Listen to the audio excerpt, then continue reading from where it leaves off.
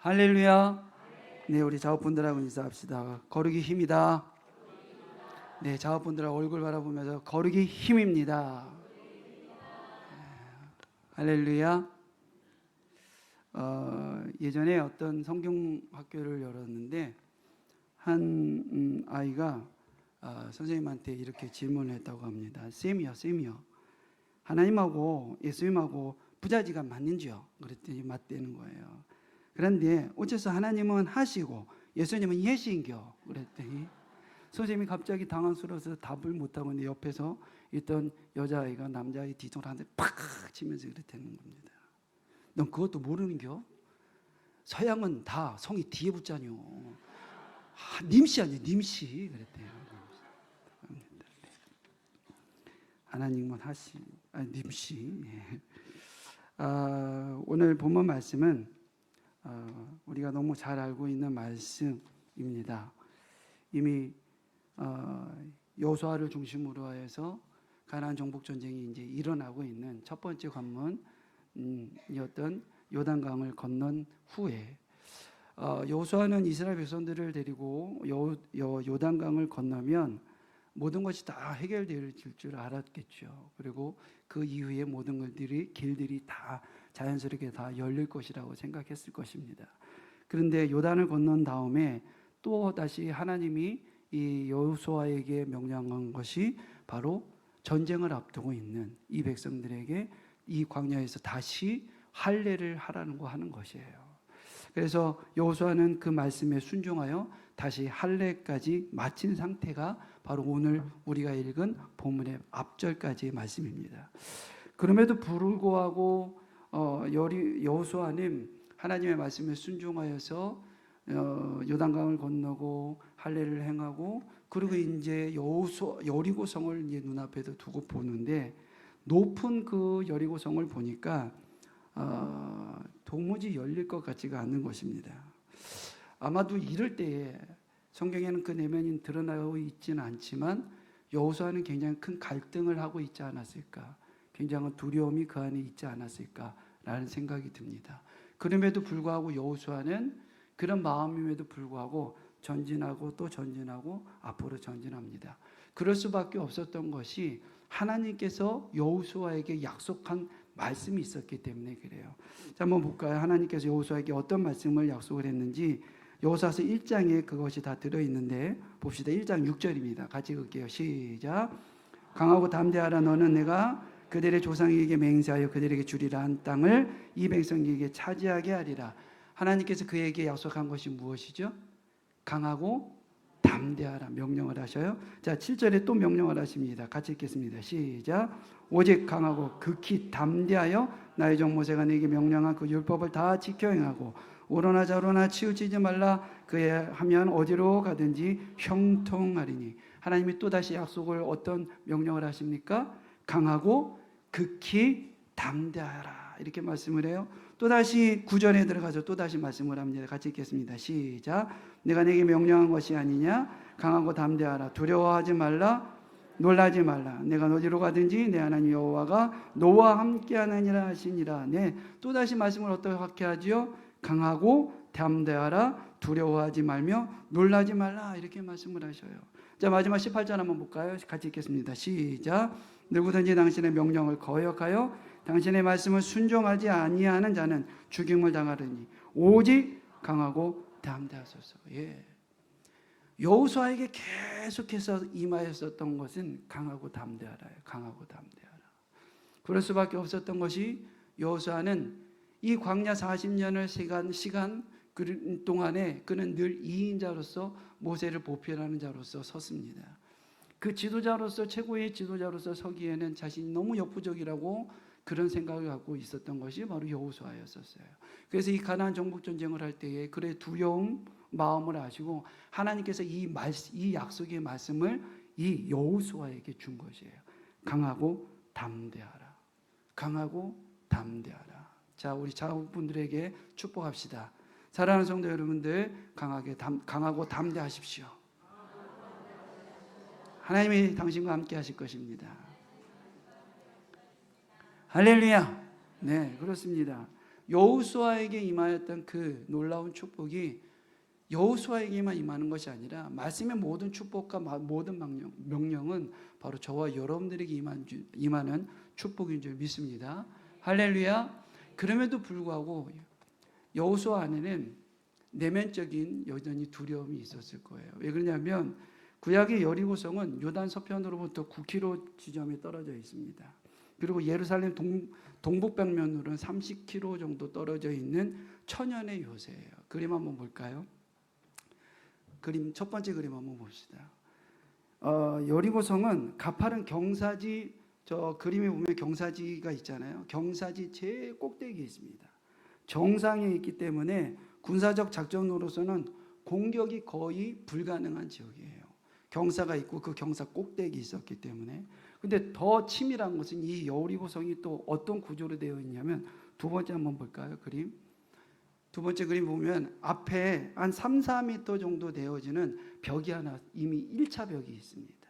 그리고 여리고성 중앙벽이 있는 것까지 그 사이가 35도 각도로 되어 있어요. 경사지로 되어 있습니다. 그러니까 첫 번째 벽을 어떻게 우연 잘 넘었다 할지라도 이 경사지로 또 기어서 올라가면서 본벽을 넘어서야지만이 여리고성을 넘어갈 수 있는 거예요. 그러니까 이 광경을 지금 여호수아가 딱 보고 있는 것입니다. 그러니까 놀라겠어요? 안 놀라겠습니까? 그냥 일반 성이 아니에요. 겹겹이 쌓여 있는 성이고 경사지에 위치해져 있고 아무리 이것을 전술적으로 짜더라도 이것을 어떻게 넘어갈까? 이것을 어떻게 이 난공을 어떻게 헤쳐나갈까? 이 두려움과 걱정이 이 여호수아의 머릿속에 가득하게 있는 것입니다. 그리고 그 여리고성을 지금 바라보고 있는 것이에요. 그런데 그런 고민 중에 있는데 한 사람이 칼을 차고 딱 나타나는 겁니다. 딱 나타나서 서 있는 그 모습을 보니까 한눈에 봐도 보편적인 사람은 아닌 거예요. 그래서 그에게 이 대장 같은 그 사람에게 여호수아에게 질문합니다. 여호수아가 뭐라고 질문합니까? 너는 우리를 위하느냐 우리의 적들을 위하는 것이냐 라고 이렇게 질문을 해요. 그러니까 쉽게 말하면 어떤 거예요? 너는 내 편이냐 남의 편이냐 그거겠죠. 그렇죠? 예. 근데 여러분 지금 여러분들의 표정은 남의 편 같아요. 자, 어떠한 부부가 외출을 갔다가 이렇게 둘이 부부가 외출을 갔다가 남편이 무단횡단을 한 거예요. 무단횡단해서 막 넘어가고 있는데 지나가던 트럭이 그 무단횡단된 사람을 칠 뻔했어요. 깜짝 놀라가지고 트럭 운전기사가 남편한테 막 욕을 하는 겁니다. 이 바보 멍청아! 얼간이 머저리 같은 이 쪼다야! 그러고 막 욕을 한 거예요. 길 좀 똑바로 보고 다녀! 그러고 이렇게 얘기를 하고 자꾸 슝 지나갔습니다. 이 말을 들은 아내가 남편에게 물었어요. 당신 저 사람 아는 사람이야? 그랬더니 아니 모르는 사람인데. 아니 근데 어떻게 당신에 대해서 어쩜 저렇게 잘 알지?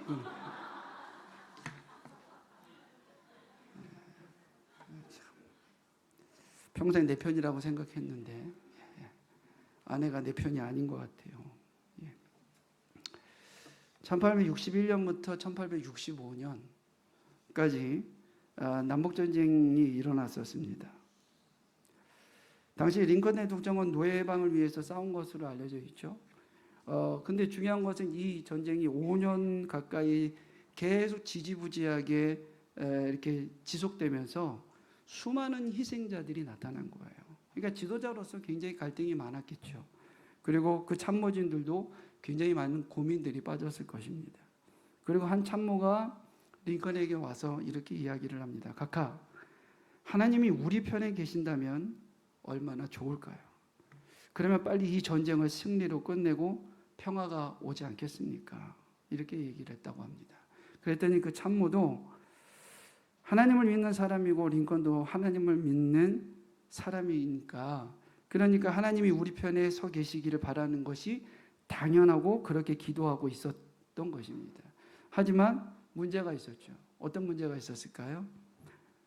남북전쟁 중인 미군의 남부군도 미군의 북부군도 다 기독교인들이에요. 그러니까 하나님이 어느 편에 서는가 하나님께 굉장히 헷갈리지 않겠습니까? 양쪽 다 하나님이 우리 편이 되어달라고 기도하면 하나님이 어느 편에 서겠느냐라는 거예요. 그럴 때에 이 링컨이 아주 유명한 말을 한마디 합니다. 하나님이 우리 편에 계시냐 아니 계시냐 보다 더 중요한 것은 그것은 우리가 정말로 하나님 편에 서 있느냐라는 것입니다. 할렐루야. 그러면서 링컨은 마지막 한마디 더 합니다. 그래서 나는 솔직히 그것이 걱정스럽습니다. 내가 지금 하나님 편에 서서 이 일을 하고 있는지 아니면 나 스스로의 내 정의감과 내 우월감에 빠져서 이 일을 하고 있는지 점검이 되어지기를 원하는 그런 마음의 걱정이 말을 한다고 합니다. 우리 자업분들하고 다시 한번 축복합시다. 하나님 편에 섭시다. 네, 저와 여러분들이 하나님 편에 온전히 서기를 소망합니다. 우리는 때로는 이 링컨의 이 참모와 비슷한 모습을 가질 때가 많이 있습니다. 우리가 바라고 기도하는 일은 하나님이 우리 편이라면 우리 뜻대로 들어줘야 되는 건 아니야 라고 이렇게 생각할 때가 많습니다. 만일 일들이 틀어지거나 뜻한 반대로 풀리지 않으면, 일들이 계획한 대로 쉽게 이루어지지 않으면 하나님이 우리 편에 계시지 않아서 이런 일이 일어났구나, 그래서 일이 안 됐구나 생각하기 쉽습니다. 그러나 여러분, 우리가 점검되어질 것은 일이 순조롭지 않게 되어졌든지 일이 어떤 막힌담이 생겼다든지 그럴 때 우리가 점검되어질 것은 내가 지금 하나님 편에 온전히 잘 서 있느냐, 하나님 관점으로 이것을 바라보고 있느냐, 이것을 점검할 때인 줄 믿습니다. 그래서 하나님 편에 서 있는 것이 굉장히 중요한 것이에요. 아무쪼록 여호수아는 여리고성을 바라보면서 깊은 고민에 잠겨 있었던 것을 추정할 수 있는 것이 바로 그가 내뱉은 이 단 한마디 때문에 그래요. 그의 질문을 통해서 지금까지 이스라엘 공동체가 광야를 걸어오면서 드러냈던 모든 문제들이 이 단어 하나에, 이 질문 하나에 이스라엘의 전 문제, 이스라엘 40년의 광야 생활의 모든 것이 함축적으로 총체적으로 이 질문 안에 들어가 있었기 때문에 그래요. 여호수아가 질문했던 것이 무엇이었습니까? 너는 우리를 위하느냐, 우리의 적들을 위하느냐, 이 이야기를 하는 거예요. 근데 여호수아가 이 질문 속에 사실은 모든 것이 담겨져 있는데, 이 질문을 하기 전까지 이 대장을 만났을 때의 상황이 어떤 상황이었어요, 여러분? 돌발 상황입니다. 돌발 상황. 준비되어 있는 상황에서 이 대장이 딱 들어온 것이 아니라 준비되어져 있지 않고 그냥 여리고성을 지금 바라보면서 내면에는 어떤 갈등이 있는지 모르지만 그 갈등의 요소를 가지고 있는데 자기 눈앞에 딱 돌발 상태에서 한 사람이 딱 나타나는 거예요. 왜 자꾸 이렇게 소리를 치는지 아시죠? 목사님 마음이 이해가 됩니다. 네. 돌발 상황이었기 때문에 그런 거예요. 지난 이 사람이 의식화되어져 있을 때는, 자기 의식화대로 의식이 되어져 있을 때에는 의식의 지배를 받아서 그 의식화대로 내가 알고 있는 인지대로 따라가지만, 돌발 상황이 딱 닥치면 자기 안에 있는 무의식들이 돌출이 되어집니다. 그때의 나의 진가가 나타나는 거예요. 지난 우리 전교인 수련회 때 저희가 물놀이를 했잖아요. 물놀이를 했는데 뭐 옥수수도 해가지고 제가 뭐 옥수수 오면은 옥수수 뭐 날라주고 막 이렇게 하고 뭐 왔다 갔다 하면서 앉아 계신 분들, 이렇게 곧게 앉아 계신 분들이 계셔서 곧게 앉아 보신 분들을 보면 또 제가 가만히 있을 수가 없어서 물도 이렇게 좀 이렇게 끼얹어 드리고 이걸 그랬어요. 그런데 이쪽 위쪽에 보니까는 우리 권사님들, 집사님들 여성분 5분이 이렇게 앉아 계시는 거예요. 그래서 그쪽에 보니까 물이 이렇게 너무 터가 좋아요. 물이 잘 계곡이 쫙 흐르면서, 그리고 물도 맑고, 그리고 자리도 너무 시원스럽게 잘 앉아 있는 거예요. 그래서 이제 그쪽에 가서 인사하려고 갔는데 권사님 한 분이 그러는 거예요. 목사님, 여기 자리에 앉으시면 여기 되게 시원하고 좋다고, 여기 앉으시면 물도 몸에 싹 잘 들어오고, 그리고 여기 한번 앉아보세요 그러는 거예요. 근데 뒷골이 싹 느낌이 안 좋은 거예요. 그래서 이상하다 그러고 앉는 척하면서 냈다 도망을 가는데요, 놀랬잖아요. 제 바지춤을 허리를 누가 떡 잡으면 와, 근데 안 놔줘요. 근데 제가 본능적으로 야, 여기 그냥 주저앉았다가 죽을 것 같은 거예요.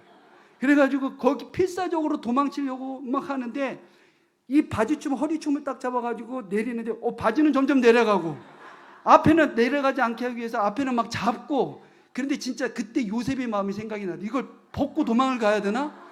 막 그런 별의 생각이 다 드는 거예요. 그런데도 안 놔줘요. 결국은 도망가지 못하고 끌려갔는데 섰다가 이야기하는 척하면서 도망 나왔어요. 왜요? 살고 싶어서. 거기 안에 들어갔다가는 그 5명이 막 그 물을 끼얹는 거, 그러는데 권사님이 그렇게 얘기하는 거예요. 그래도 목사님의 프라이버시 때문에 윗도리와 바지를 같이 움켜잡아서 엉덩이는 안 보였다는 거예요. 돌발 상황, 예기치 못하는 돌발 상황에 내 본능이 자극이 되어집니다. 그때 우리의 본성이 드러나는 거예요. 오늘 우리가 오전에 말씀을 들을 때 저희 가슴에 깊이 새겨지는 말씀이 한마디가 있었습니다. 그 말씀이 바로 충성이라는 말이고, 그 충성의 본연이 다니엘을 통해서 나타났죠. 어떻게 해요? 전에 하던 대로.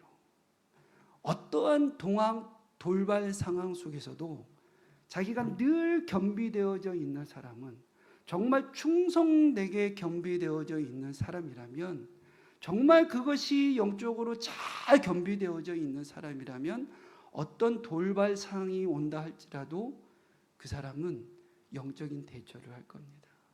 그 본을 보여준 사람이 바로 오늘 우리 낮에 말씀을 들었던 것처럼 다니엘 아니겠습니까? 그에게 돌발 상황이 온다 할지라도 그는 전에 하던 대로 온전한 모습으로 주 앞에 기도하고 겸손하게 서 있는 그런 다니엘의 모습을 보게 되어진지랍니다. 여호수아가 한 이 질문 안에는 이 40년의 이스라엘 백성들에 대한 아픔과 그들의 사고력이 그대로 드러나 있는 겁니다. 이 질문을 다시 한번 되짚어서 이야기를 하면 이것 아니겠습니까, 여러분? 너는 우리한테 이익이 되는 사람이냐, 손해가 되는 사람이냐, 이것을 지금 여호수아는 이 장소에게 물어보는 거예요. 너는 지금 우리에게 이익이 되는 사람이냐, 우리에게 손해가 되는 사람이냐. 이스라엘 백성들이 광야 40년을 통하면서 하나님께 계속해서 질문했던 것이 무엇이었을까요? 하나님을 어떤 존재로 보았을까요? 하나님을 계속해서 나의 이익의 존재로 보았던 거예요. 하나님은 과연 나에게 이익이 되는 존재냐, 손해가 되는 존재냐, 계속해서 하나님을 그런 존재로 이스라엘 백성들은 봤던 겁니다. 왜 그러겠어요? 10하루길이면 바로 들어갈 수 있는 그 길을 이스라엘 백성들이 40년을 돌아다녔습니다. 그러면 나머지 시간은 전부 방황하고 낭비한 시간들을 보내게 되는 것입니다. 그렇게 된 이유가 무엇이겠어요? 단 하나입니다. 이스라엘 공동체는 하나님의 백성이고 자녀임에도 불구하고 그 40년을 지내면서 하나님을 주인으로 온전히 모시지 못했기 때문에 그렇습니다. 그래서 40년을 뺑뺑 돌면서 이 절박한 시간들을 통해서 하나님은 많은 사건과 사고를 통해서 내가 너희 주인이고 내가 너희 아버지고 내가 너를 인도하는 주권자이라는 것을 이스라엘 백성들에게 계속해서 주지시켜서 가르치고 교육시키고 훈련시키는 것이었어요. 그런데 그들은 어떻습니까? 언제나 그들이 요구하고 부르짖는 것은 빵을 달라, 물을 달라, 죽겠다, 살겠고 우리에게 목을 축일 수 있는 물을 달라, 먹을 수 있는 빵을 달라. 계속해서 자기 이익을 위해서 그들은 요구를 하는 것입니다. 내 인생이 하나님의 아름다운 구원 계획 속에서 만들어지고 순종되고 있는가 하는 것에 대해서는 그들에겐 관심이 없었던 것이에요. 사랑하는 성도 여러분들, 저는 이런 질문을 한번 해보도록 하겠습니다. 살아가는 데 있어서 하나님이 절실히 필요하십니까? 정말이십니까, 여러분? 정말 하나님이 여러분들 삶 속에 정말 필요하십니까? 그렇다고 한다면 왜 필요하십니까? 왜 하나님이 우리의 삶 속에 그렇게 필요한 존재이죠? 내가 살아가면서 만나는 시련이나 외로움을 회복시키시고 채워주실 분이기 때문입니까, 여러분? 그것을 여전히 우리 안에 담아 있다면 여전히 우리는 광야 40년에 묶여져 있는 인생밖에 되지를 않는 것입니다. 돌발적인 상황에서 여호수아는 잘 겸비되어졌다고 생각을 하지만, 그렇게 잘 겸비된 것처럼 보이지만 이 돌발 상황에서 자기도 모르게 이스라엘 전 역사의 40년의 역사가 이 단어 하나에 들어있는 겁니다. 너는 나에게 유익이 있는 사람이냐 손해가 되는 사람이냐.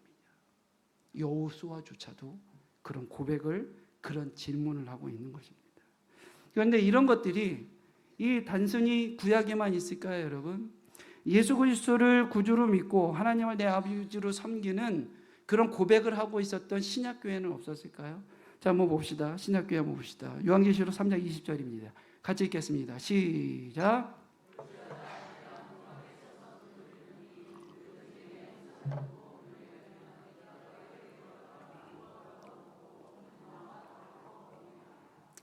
요한계시록 3장 20절 라오디아 교회 성도들에게 향하여서 이야기를 하는 것이에요. 이 말씀은 믿지 않는 사람들에게 이야기를 하는 것이 아니에요. 성도들을 향해서 이야기를 하는 겁니다.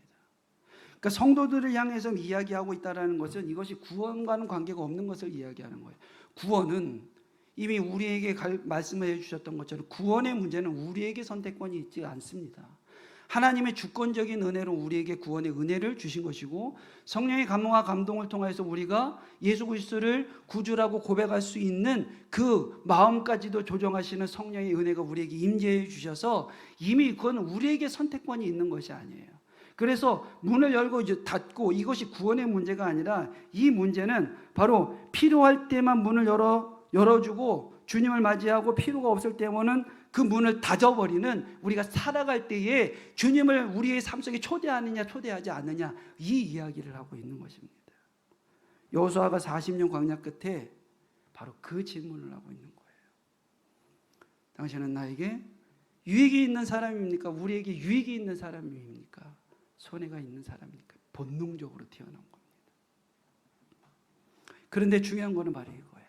여호수아서 5장 14절에 그 주님이 뭐라고 얘기하냐면 이렇게 대답을 합니다. 같이 읽겠습니다. 시작. 그가 이르되 아니라 나는 여호와의 군대 대장으로 지금 왔느니라 하는지라. 여호수아가 얼굴을 땅에 대고 엎드려 절하고 그에게 이르되 내 주의 종에게 무슨 말씀을 하려 하시나이까. 예, 뭐라고 대답을 했다고요? 아니라, 이렇게 얘기를 하는 거예요. 아니라. 우리를 위하여 온 것이냐, 적을 위하여서 온 것이냐라고 질문을 했을 때 아니라, 이 아니라고 하는 것은 전체적인 부정을 얘기를 하는 겁니다. 전체적인 부정을. 내가 온 것은 너를 위해서 온 것도 아니고 내 대적을 위해서 온 것도 아니라, 그리고 나서 이어서 그분은 이렇게 이야기를 합니다. 나는 여호와의 군대 대장으로 지금 왔느니라. 할렐루야. 주님이 무엇으로 오셨다고요? 여호와의 군대 대장으로 이 땅에 오셨다는 것을 얘기를 해요. 여기서 여호와의 군대는 누구를 얘기할까요? 출애굽기 12장 40절입니다. 40절 41절 같이 읽겠습니다. 시작. 이스라엘 자손이 애굽에 거주한 지 430년이라. 430년이 끝나는 그날에 여호와의 군대가 다 애굽 땅에서 나왔느니라. 누가 나왔다고요? 여호와의 군대가 나왔다라고 합니다. 여호와의 군대는 누구를 얘기할까요? 이스라엘 백성을 얘기하는 겁니다. 일전에 한번 말씀을 전하면서 이스라엘이라고 하는 정체성에 대해서 이 말씀을 드린 적이 있어요.